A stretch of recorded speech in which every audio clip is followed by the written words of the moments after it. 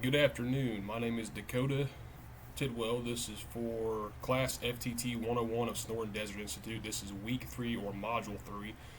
The date today is May 6th of 2024.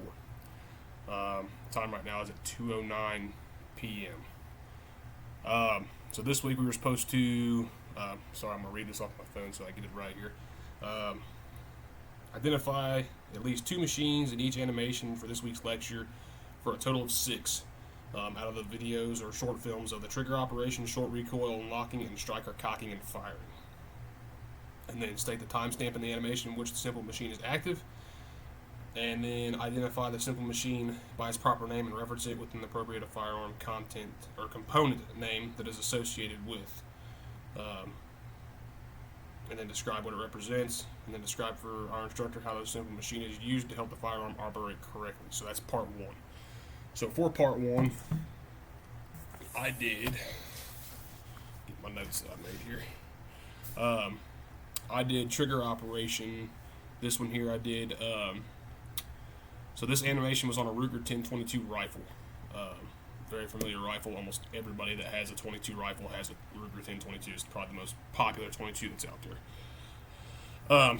The first simple machine I saw and that stood out to me was the hammer, which acts as a wheel and axle, so that the hammer may move more smoothly back and forth within the action of the firearm. That was time stamped at 32 seconds. It acts smoothly so that it's able to protrude that firearm back from the sear pin forward into the firing pin.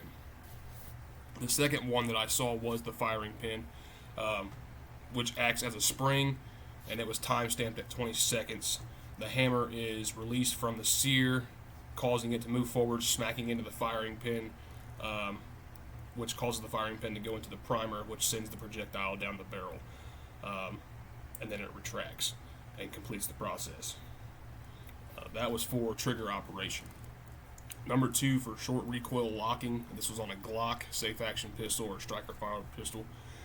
This animation was used on a Glock striker fired pistol. First simple machine I saw was an inclined plane, or in the firearm, better known as the feed ramp. This allows the firearm to safely and smoothly chamber around, which is time stamped at 35 seconds.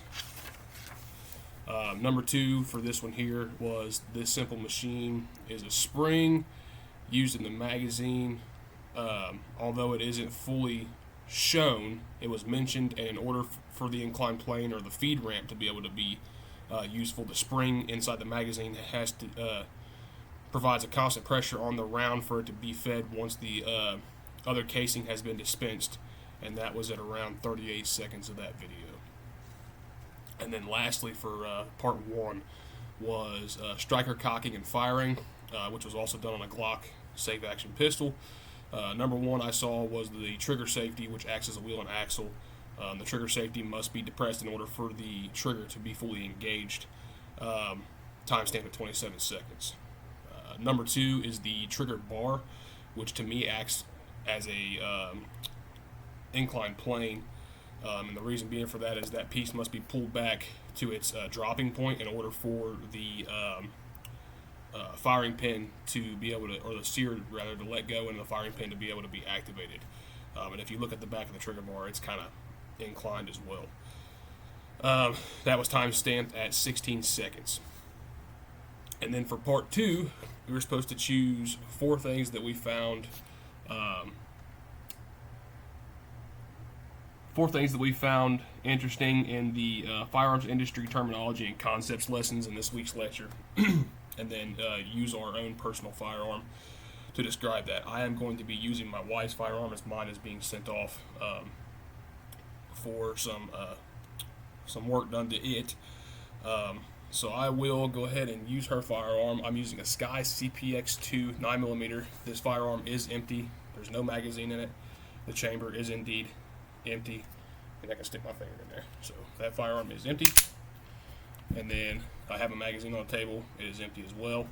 And then I'll turn my computer around here and show you that in my workspace there's no ammunition over here. This is all my cleaning supplies, and then all my tools on this side. No ammunition to be seen or found. And I apologize for my desk light is very, very bright. So with this one here, go ahead and put this back in safe mode here. So the first one I saw that I really enjoyed the video on, and it kind of explained more in depth, and I think a lot of people misconstrue this or have trouble understanding this, is the single stage trigger versus the two-stage trigger.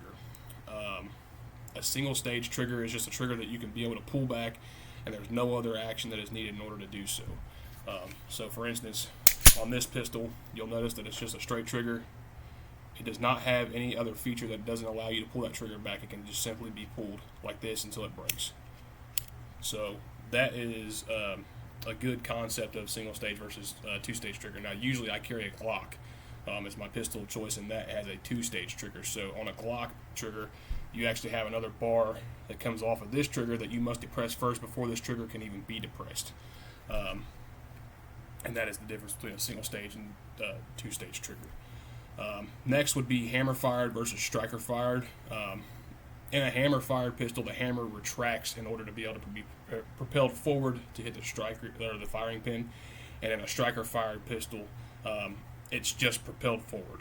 There's no back motion, just propelled forward. So that one and this one here, this is actually a hammer fired pistol, not a striker fired. If you look in the back here, there's actually a hammer that when I go to pull this trigger, you'll see pulls that hammer back, and then eventually releases to smack the firing pin. So this is a hammer fired pistol. The other one I found to be interesting was clip versus magazine. And I've sold firearms and dealt with firearms for a pretty good while, and just studied them, and even been around the firearms world for since I was a little kid. And one of the biggest things that causes an argument, as we all know, is whether or not a magazine is a magazine or a clip. Magazines are spring-fed and everything is housed inside, which means that this has the plate up top here to be able to push and propel the ammunition up out of the magazine. The spring is also housed inside, and there's a finger extension or back plate on the bottom there that keeps everything housed inside of this. So it's all done in one single box per se. Whereas a clip is simply just like a strip. So if you were to take all this away and just have this back piece here, you would have to line your rounds in it. Best one I could think of that I've dealt with, and it even mentions it in the video, is an M1 carbine or M1 Garand. And what happens in that one is you actually have a clip that you have to push down into the firearm where there was a spring waiting for that clip to be met, and that helps to drive that ammunition up. Whereas in this one, if I put a round in here, it pushes it right back up. So that goes down and then comes right back up, and there's actually a spring housed inside of here. So that's the difference between those. I think that was all I had for part 2. But it was a really good lecture, and it really explained things a lot more in depth. There was a couple more I could have put on here. Parallax was another great one that I think was good to put in there, because not a lot of people understand the operations of scopes. But that's all I got for this week's video. Thank you very much. Have a great day.